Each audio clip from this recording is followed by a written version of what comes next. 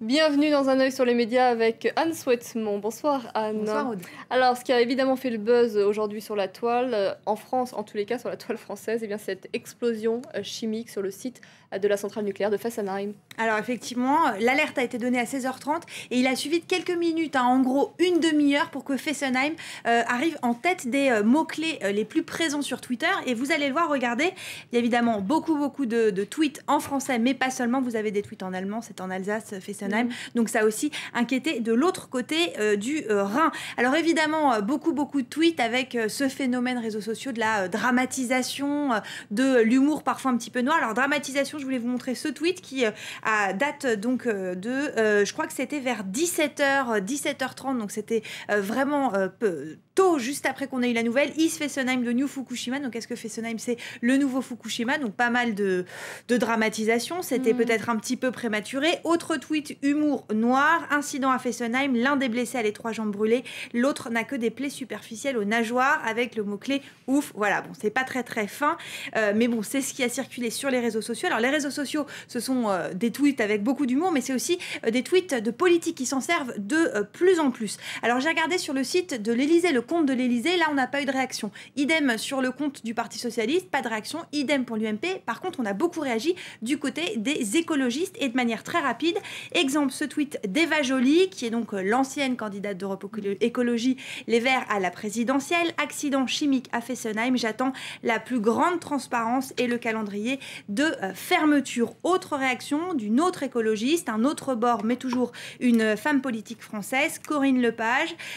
Fessenheim, pas d'autorisation rejet chimique liquide. Jusqu'à quand cette centrale hors norme va-t-elle fonctionner? Voilà donc pour les réactions des politiques. Sur Twitter, il y a donc des politiques, mais aussi des institutions. Et là, je voulais attirer votre attention sur la manière dont Greenpeace s'est servi des médias. On l'a vu, ils étaient d'ailleurs présents aussi sur France 24, mais ils ont aussi beaucoup tweeté en posant des questions, en demandant de plus en plus de transparence. C'est toujours ce que dit Greenpeace, on ne sait pas exactement ce qu'il se passe, on voudrait en savoir plus. Et puis vous avez de l'autre côté EDF qui a réagi. Alors là, c'est très différent, seulement 3 tweets et surtout pas de dramatisation. Au contraire, pas de tweet pour annoncer l'accident. Le premier tweet, c'est pas d'incendie à Fessenheim, vous le voyez ici. Deux blessés légèrement brûlés aux mains suite à un dégagement de vapeur d'eau oxygénée lors d'une maintenance. On essaye de contenir la polémique parce qu'on sait que bien parler, c'est donner cours à la polémique. Autre tweet, 2 heures après, pas d'incendie, pas de blessés à la centrale. Dernier tweet, c'était il y a 2 heures, incident clos à la centrale de Fessenheim. Voilà, donc on voit que Twitter a été très utilisé aujourd'hui avec des manières un petit peu différentes. Un tout autre sujet à présent, Anne, dans votre chronique. Oui, un petit peu plus léger.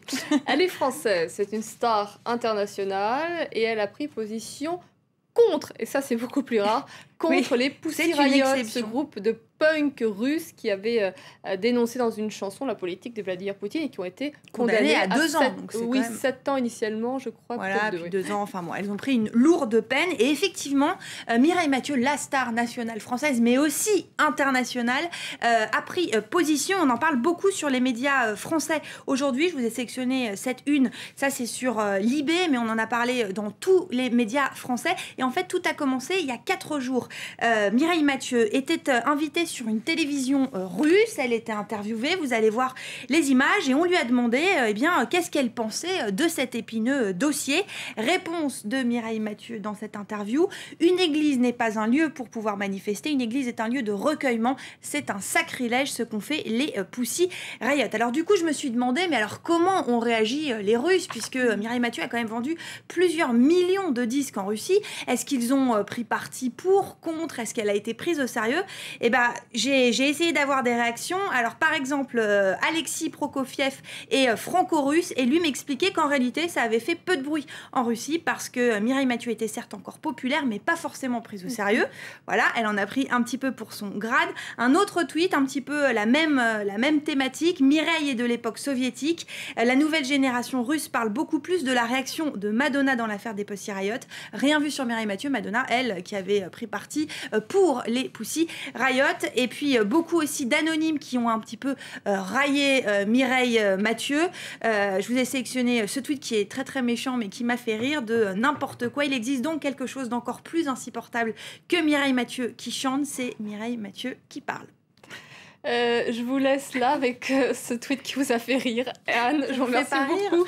Si, c'est ça, c'est assez drôle. Il faut dire que Mireille Mathieu sensibilise plutôt une frange de la population qui est plus âgée. Voilà, plus vieillissante. Merci beaucoup Anne pour votre chronique, on vous retrouvera demain.